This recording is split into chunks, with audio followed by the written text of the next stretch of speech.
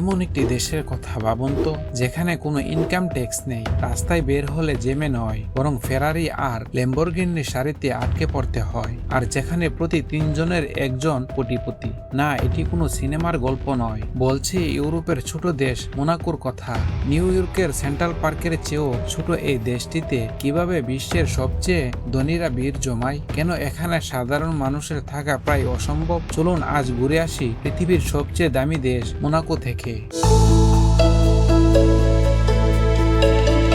Monaco এতটাই ছোট যে পুরো দেশ হেঁটে পার হতে আপনার সময় লাগবে মাত্র 1 থেকে 2 ঘন্টা। কিন্তু জায়গার অভাব এই দেশটিকে দমাতে পারেনি। তারা এখন সমুদ্র দখল করছে।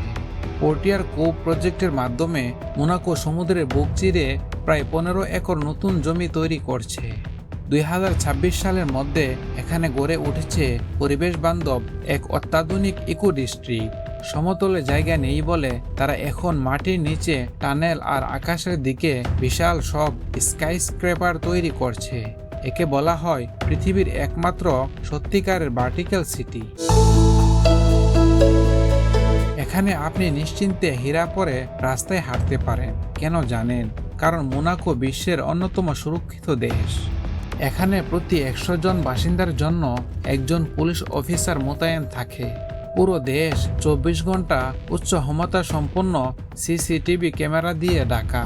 মোনাকোতে অপরাধ করে পালানোর কোনো পথ নেই, কারণ সব বর্ডার বা রাস্তা পুলিশ মুহূর্তে বন্ধ করে দিতে পারে।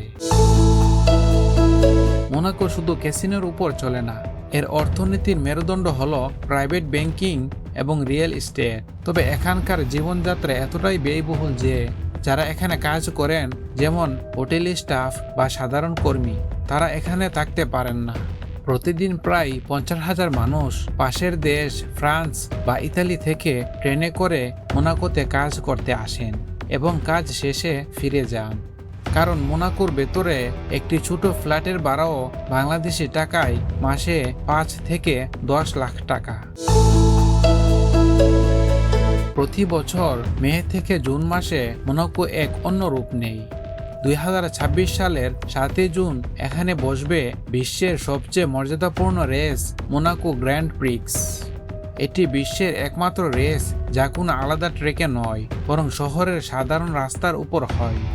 এই কয়েকদিনের জন্য পুরো শহরকে রেসিং ট্র্যাকে রূপান্তর করতে 6 সপ্তাহ সময় লাগে। রেসের সময় এখানকার সাধারণ ব্যালকনির ভাড়াও আকাশচুম্বী হয়ে যায়। মোনাকো ক্যাসিনোর জন্য বিখ্যাত হলেও দেশটির নিজস্ব নাগরিকদের জন্য জুয়া খেলা আইনত নিষিদ্ধ। সরকার চায় শুধু বিদেশিরা এখানে টাকা খরচ করুক। আপনি চাইলেই কোটি টাকা দিয়ে মোনাকোর নাগরিক হতে পারবেন না। এখানকার পাসপোর্ট পাওয়া পৃথিবীর কঠিনতম কাজগুলোর একটি। 10 বছর থাকার পর আপনি আবেদনের সুযোগ পাবেন, কিন্তু চূড়ান্ত অনুমতি দেবেন স্বয়ং প্রিন্স আলবার্ট। আপনি যদি মোনাকো ঘুরতে চান, তবে থাকার জন্য ফ্রান্সের নিস বা কান শহর বেছে নিন, তাতে খরচ অনেক কম হবে। আর অবশ্যই পাহাড়ের হাজে তৈরি ওশানোগ্রাফিক মিউজিয়াম দেখতে ভুলবেন না।